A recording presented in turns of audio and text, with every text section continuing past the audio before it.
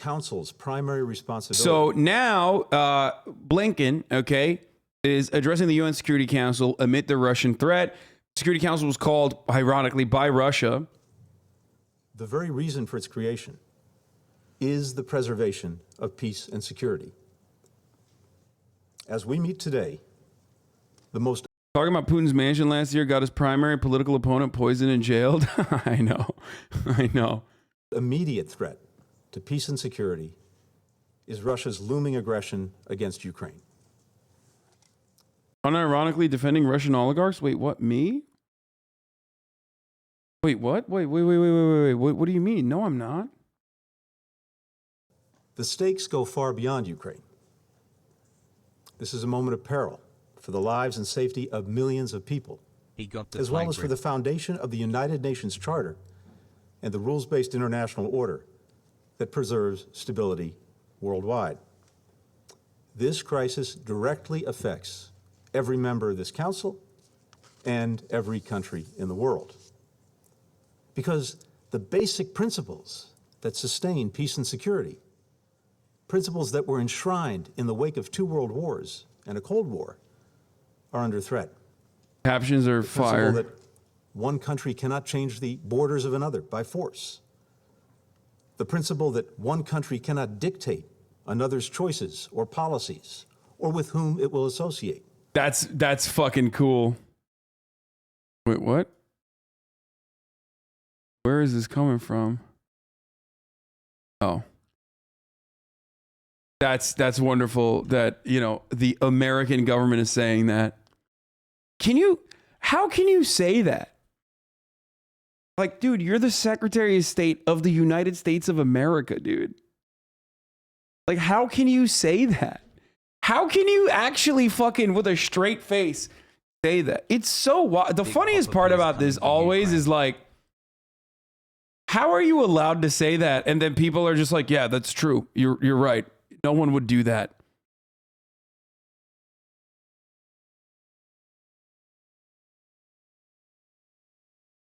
I mean, we're currently doing that to North Korea.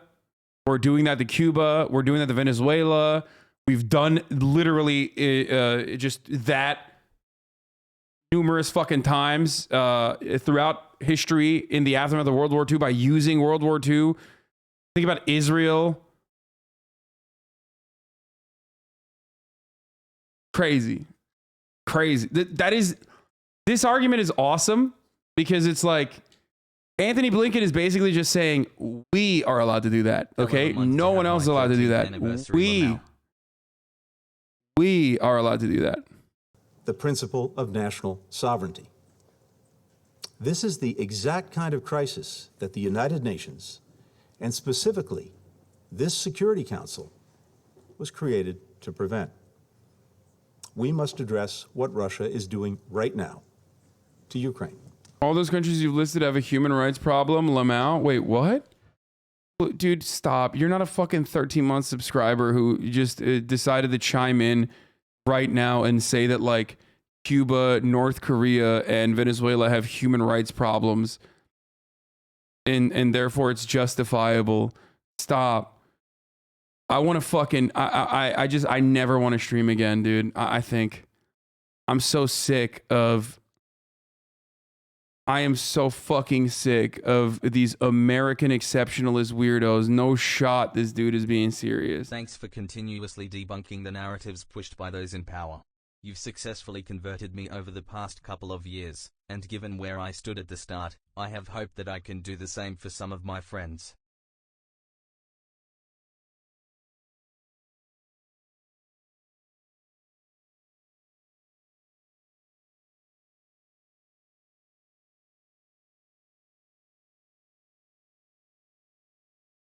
I give up when I see stuff like this. I give up. I don't know what to say. You got me, dude. Over the past months, without provocation or justification, Russia has amassed more than 150,000 troops around Ukraine's borders in Russia, Belarus, occupied Crimea. Russia says it's drawing down those forces. We do not see that happening on the ground. Our information indicates clearly that these forces, 9 months. including ground troops, aircraft, ships, are preparing to launch an attack against Ukraine in the coming days. We don't know precisely how things will play out, but here's what the world can expect to see unfold. In fact, it's unfolding right now, Me and today, the wives love watching you, and you as bring Russia us a takes lot of steps laughs down the and path joy. to war Thanks for helping and all of us through reissued this the pandemic. threat of military action. First, Russia plans to manufacture a pretext for its attack.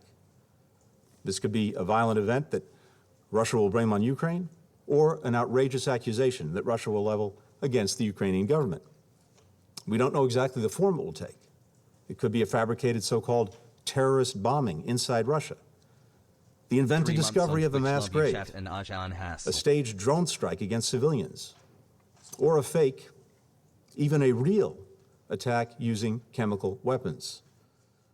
Russia may describe this event as ethnic cleansing or a genocide, making a mockery of a concept that we in this chamber do not take lightly.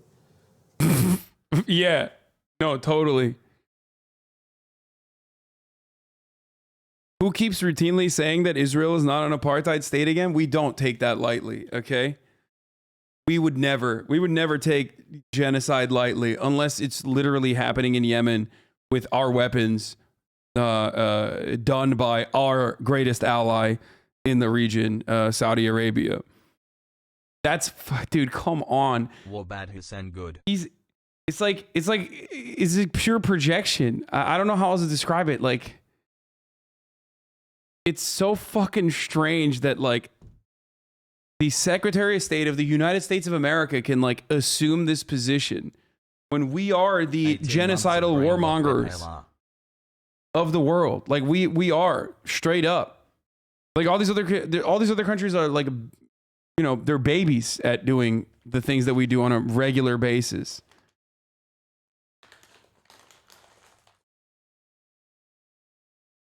We've Crazy. been talking about this for days, but Grey names still advocate for corporate colonialism as a consequence of NATO membership. Also at HasanAbi. Nor do I take lightly, based on my family history. In the past few days, Russian media has already begun to spread some of these false alarms and claims to maximize public outrage, to lay... It doesn't matter. It doesn't matter. Like, they're doing propaganda for sure, okay? Of course they are. Of course they are. So are we, right? The difference is we're doing propaganda to the rest of the fucking world. Russia is doing propaganda to its own citizens, but ultimately it doesn't matter because they're not going to invade Ukraine, okay? But we're the ones who are making it seem like they are, and they definitely are, and they're going to do it tomorrow, and they're going to do it the day after, and they're going to do it a week after. Oops, didn't happen. Well, they're going to do it next week. Okay? That's the issue in this circumstance. Wait, what does it say? No, we don't have any propaganda. No, totally. All of that. The fact that our State Department is able to have a direct line of communication with every fucking American news outlet who turns around and repeats everything that anonymous sources in the State Department are saying without ever questioning it. Without ever fucking even, you know, second guessing, questioning it, applying any sort of critical thinking to it. It's wild. And then we turn around and we go, no, that warmongering propaganda, that was good. That was literally good. We were doing it for the reason. We were doing it.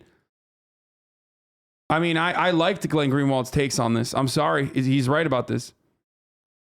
They're not even hiding it this time. The vast majority of reporting from corporate media outlets on Russia, Ukraine consists of nothing other than anonymous intelligence officials tells us. No verification, questioning, or doubt. They just go and proselytize as told. He's right on this. In these two tweets, Julia Ayoff, one of the most fanatical and deranged Russiagators, comes out and explicitly says not only that the U.S. media is being used to spread propaganda by the U.S. government about Ukraine, but that it's noble and they're being used this way. Finally, Glenn Greenwald is criticizing the media for once about like an actual adequate issue rather than fucking crying about like, I don't know, whatever the fuck he does all the time. Like that he just, rather than crying about like fucking how, you know, random bread tubers or DNC operatives or some shit. Jesus fucking Christ. I do not think that they will do a full-scale invasion of Ukraine, but don't you think they might try to make play for Donetsk area and make a similar claim to what happened in Crimea? That is what I see them making a play at. Also agreeing with Glenn Greenwald Papela. Yeah, I know.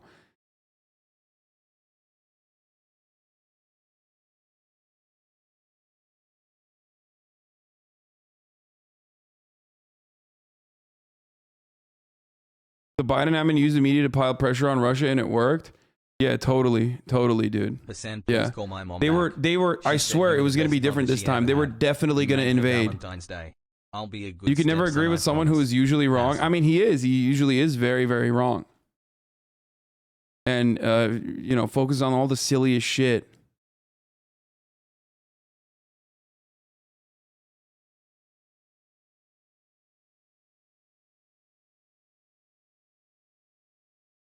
Anyway, a broken clock is right twice a day.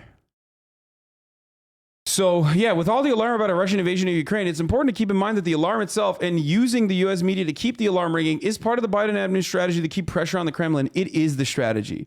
Oh, so like just lying to the people and saying that Russia's going to invade tomorrow, which is significantly undermining people's trust in the media. Well, unless you're like a fucking weirdo who it just watches you know, blood sport debates on the internet and only covers politics from a point of like fucking fancy and rarely ever considers the genuine consequences that the people on the ground will actually have to suffer.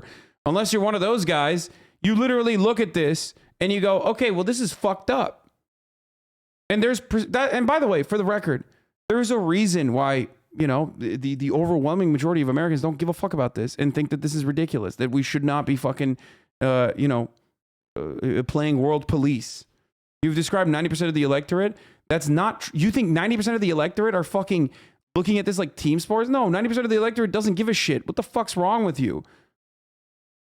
This is only an issue within the blob, okay? This is only an issue within DC, the DMV, okay? And also people who have fucking New York Times subscriptions. That's it. This is like whenever the media loves talking about like a fucking another college professor got fired, blah, blah, blah. And it's like, no, you just care about that because the media cares about it and they constantly talk about it. That's it.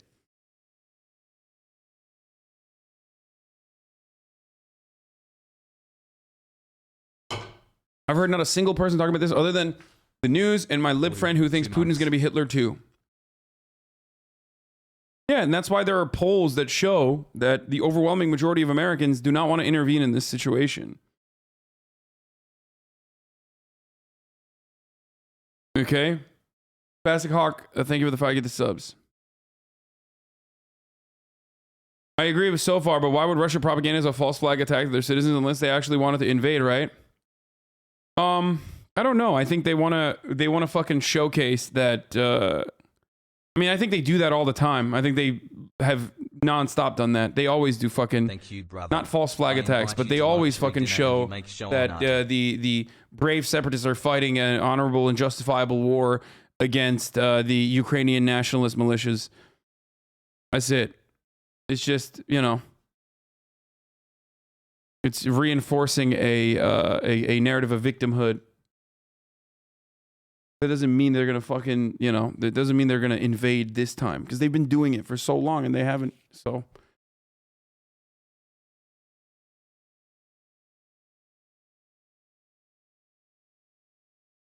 Anyway, not all Ukrainians are loving the strategy, to be fair. Yikes. Head of Zelensky's servant of the People Party in Parliament claims Western media hysteria is now costing the country $2 to $3 billion every month. We talked about this yesterday. It's different this time, bro. Yeah, no, trust me, bro. Copium. It's different this time, bro. It's totally different. Yeah. No, the only difference this time is that the media is like ramping the fucking narrative and is up your asshole. Thank you so much. So you think it's different this time. Okay, that's it. I already showed you that they've fucking done this a million times over and over and over again. They've done this so many fucking times. They've done this every year. It's just never a story to this degree. And then when they retreat some of those fucking troops on the border, it just quietly goes away. You start focusing on other shit.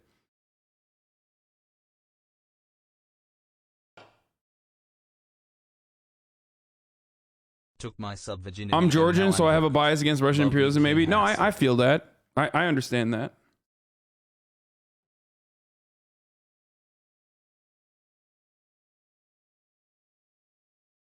I mean, look, they are so consistently in the wrong. Like, I don't understand why you guys can't fucking see that, you know? They are so consistently in the wrong, but you want to believe that they're fucking right. So you just keep coming in here and telling me that, no, actually, my side of the argument is right. My side of the argument is right. In Washington foreign policy circles, Putin's classic tactic is called escalate to de-escalate. Now the 2.0 version, escalate to de-escalate to escalate. Wow, dude. Man, that's crazy. That's crazy. It's just this, you know, this brilliant tactician, dude. He's just doing all of these.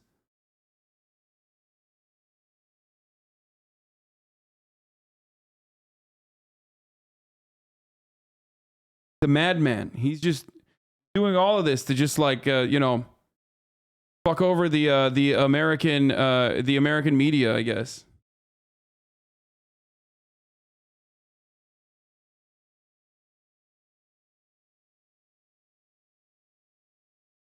We're going to talk about Elon Musk's deleted tweet in a second. Hold on. I just had to. Dude, how is this any different than like QAnon people, man? I mean, this person literally is a QAnon person, but for Russia.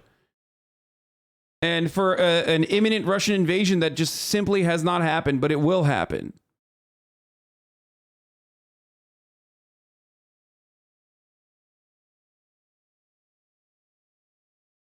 How do you guys not see that? It's fucking frustrating. Anyway, I can understand their frustration, but getting invaded would probably be worse. Oh, dude, okay. So then, even if an invasion was not going to happen regardless, what you should do instead is fucking make it seem like it's happening so you fuck over the Ukrainian economy further. If the corporate media had any minimal standards of ethics or even dignity, this would cause an immediate explosion of IOF, or whatever her fucking name is, from any venues of credibility, but most of them not only know that it's true, but also see it as virtuous. As with Trump, all is justified to stop Putin. Genuinely interested in hearing from a defender of corporate media, what's the difference in journalistic mentality and or methods between what they did in the run-up to the Iraq war, from which they supposedly learned so many lessons, and what they're doing now in Ukraine? It's true. This is a fucking correct take by Glenn Greenwald. Okay? He calls me a fucking DC... he calls me a DNC mouthpiece. He says I'm like fucking backed by the CIA or whatever the fuck all the goddamn time, but he's right on this one. And I did run the ad break, by the way, chatters. I did. Lay the groundwork for an invented justification for war. Today, that drumbeat is only intensified in Russia's state-controlled media. We've heard some of these basic allegations from Russian-backed speakers here today. Getting close to brain rot Second. hassle. I mean, this is more blatant than Iraq. They're not even trying. Like, with Iraq, at least they fucking lied. Did Glenn actually say you were CIA back? No, he didn't say I was CIA back. He said I was a DNC operative, though. Brother, you and Greenwald are welcome to Motherland In response anytime. to this manufactured You are doing more provocation, work than NKVD ever the could, highest brother. levels of the Russian Thank you so government much. may theatrically convene emergency meetings to address the so-called crisis. The government will issue proclamations declaring that Russia must respond to defend Russian citizens or ethnic Russians. Nice It has Silverboard? been Yeah, dude, 20 you know months. me. My family is Big worried. DNC boy. I keep talking about cars and jelly deal.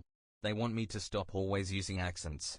They notice I am Ukraine. on edge at the top of every hour. Next, I keep telling them the attack I make my is own planned luck. to begin. I break my promise to gain more. Russian missiles and bombs will drop across Ukraine. Communications will be jammed. Cyber attacks will shut down key Ukrainian institutions. After that, Russian tanks and soldiers will advance on key targets that have already been identified and mapped out in detailed plans. We believe these targets include Ukraine's capital, Kyiv, a city of 2.8 million people.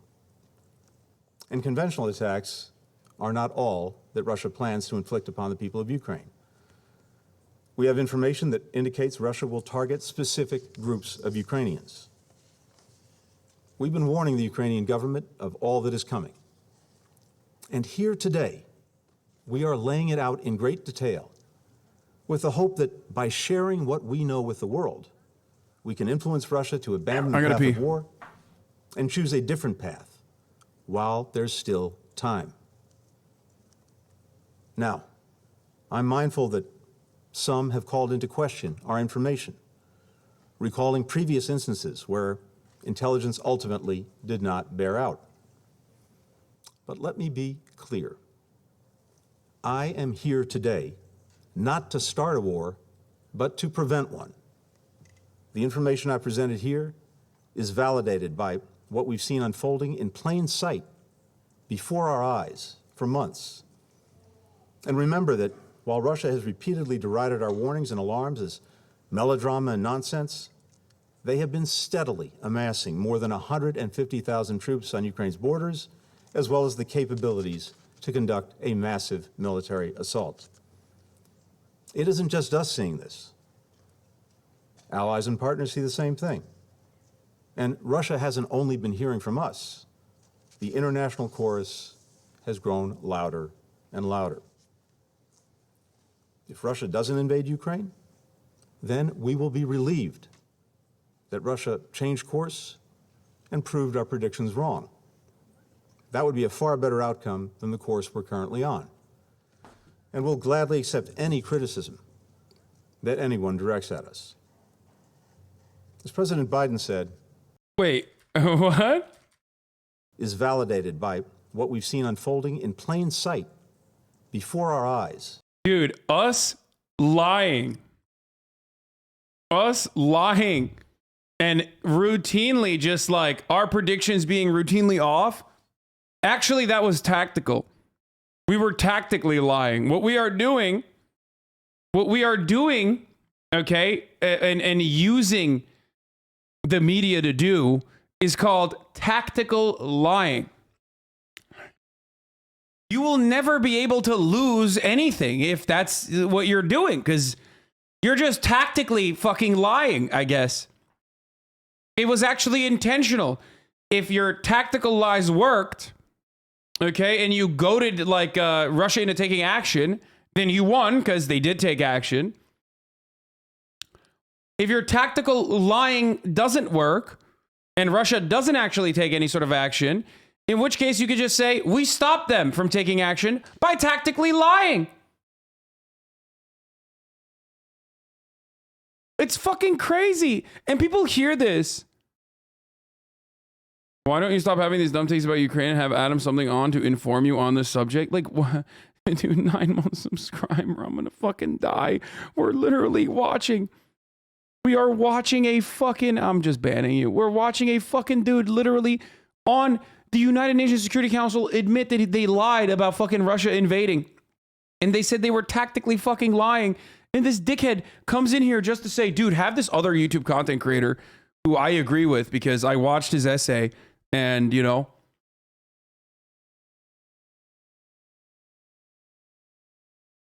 that wasn't bait, I don't think. Anyway, let's continue. For months. And remember that while Russia has repeatedly derided our warnings and alarms as melodrama and nonsense, they have been steadily amassing more than 150,000. Okay, for the record, there are 150,000 people, right? Like on the border, right? Yes, dude. It doesn't matter. There was fucking 90,000 last year. There was 80,000. There was 100,000 3 years ago. That happens every year. It's military exercises that occur every year to do a fucking demonstration of how fucking terrible it would be if Ukraine was no longer a buffer zone, okay?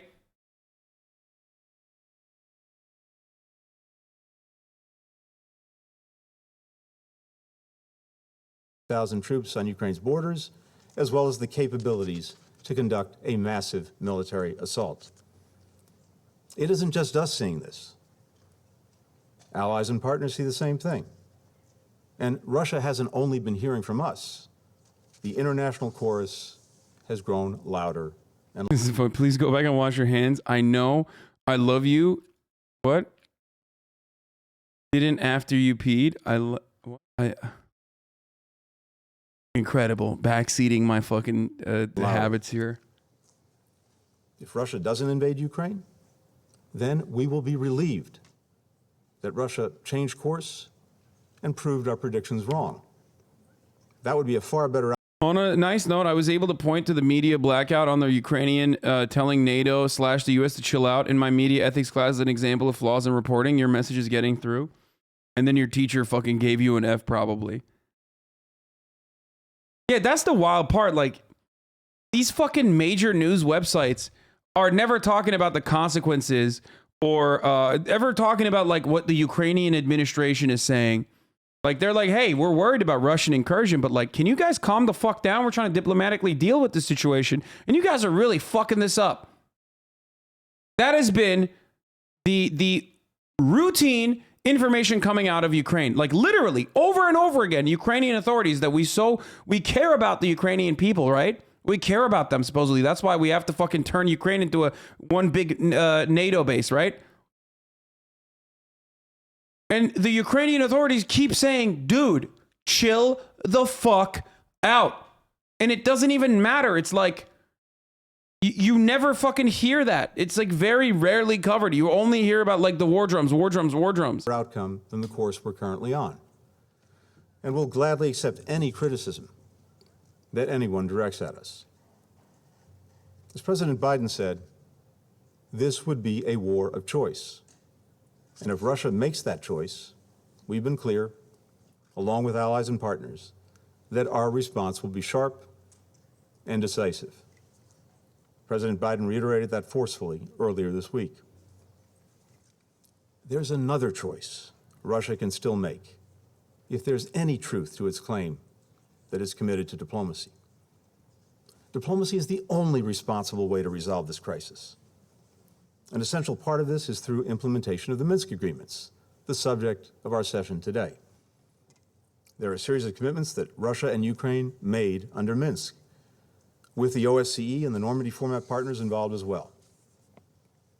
If Russia's prepared to...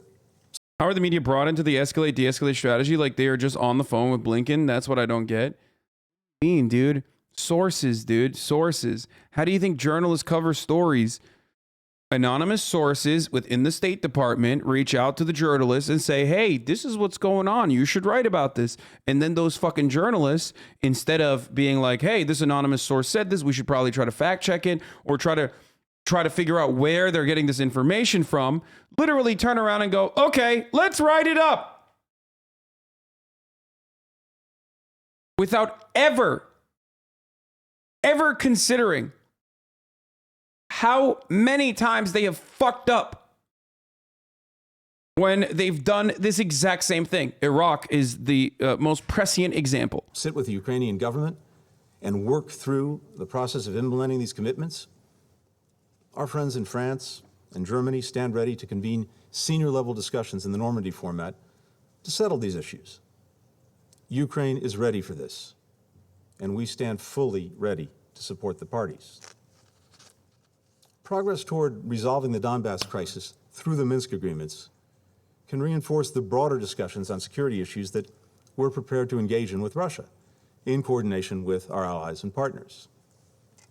More than 3 weeks ago, we provided Russia with a paper that detailed concrete, reciprocal steps that we can take in the near term to address our respective concerns and advance the collective security interests of Russia, the United States, and our European partners and allies. This morning, we received a response, which we're evaluating.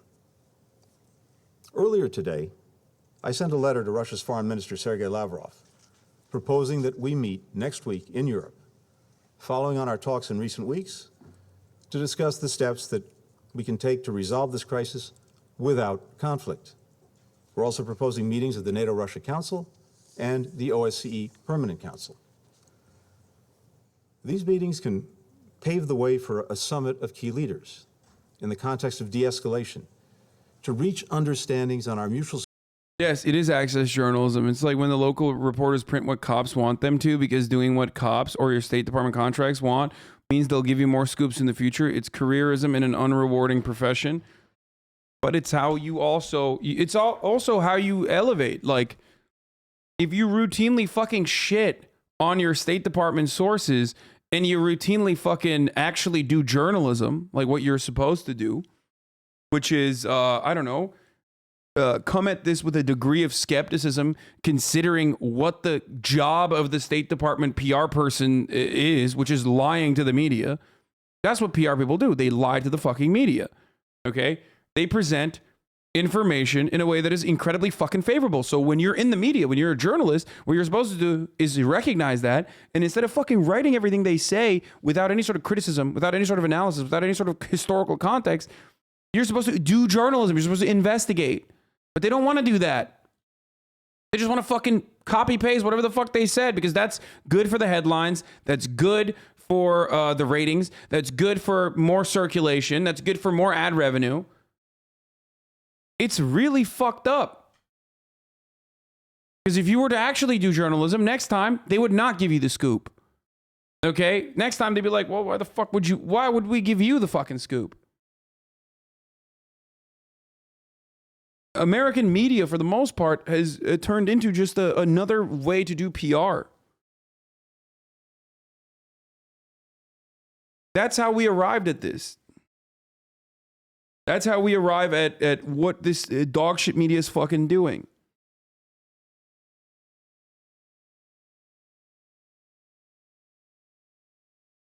Security concerns.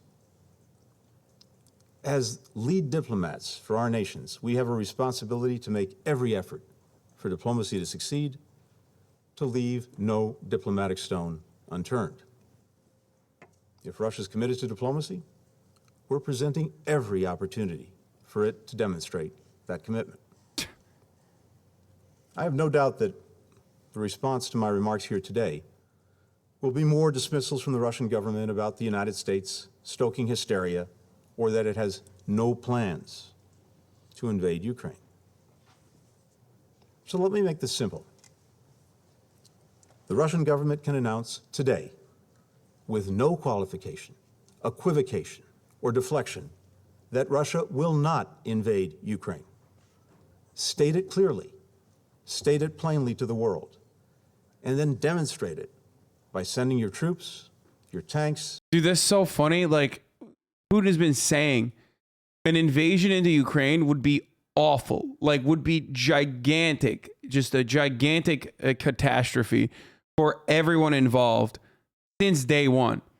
Like, he's been saying that since day one. He's like, listen, we're going to do a fucking show of force here. You don't want the smoke, but also at the same time, like, this would be smoke for us too.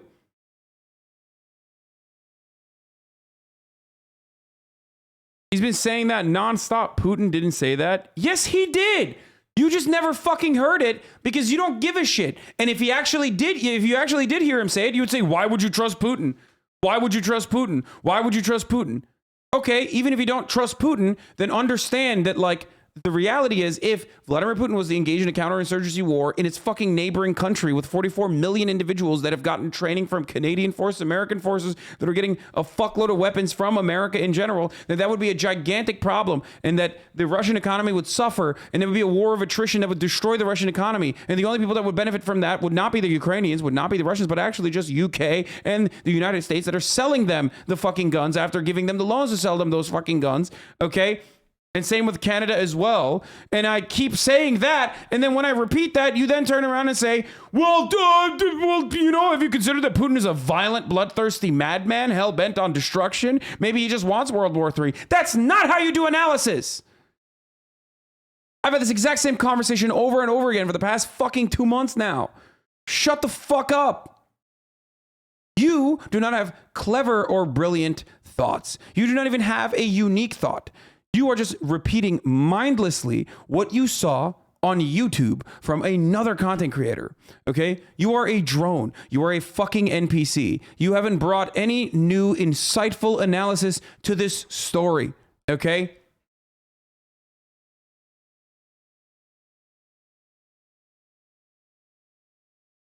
Fuck.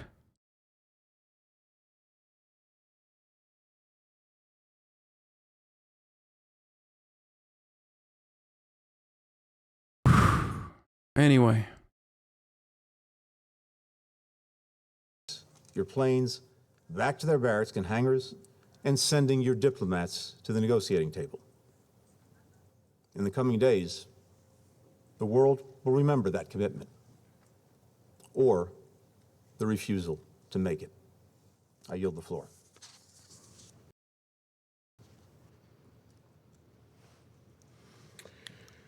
Я благодарю его превосходительство.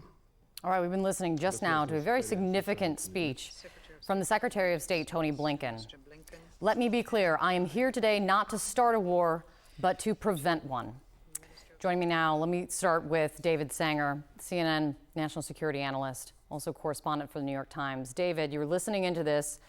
What do you think of what the Secretary of State just said? Well, first, Kate, I'd say this was probably... I go to school for international relations. Most people in my class sound like dipshit chat makes me sad. Yes, dude. Unfortunately, the neoliberal machine, especially when it comes to like foreign policy in most college campuses, is going to force feed you the State Department position over and over again. Actually, it's even more nefarious than that. They might actually show you how fucking devastating American State Department propaganda has been, like when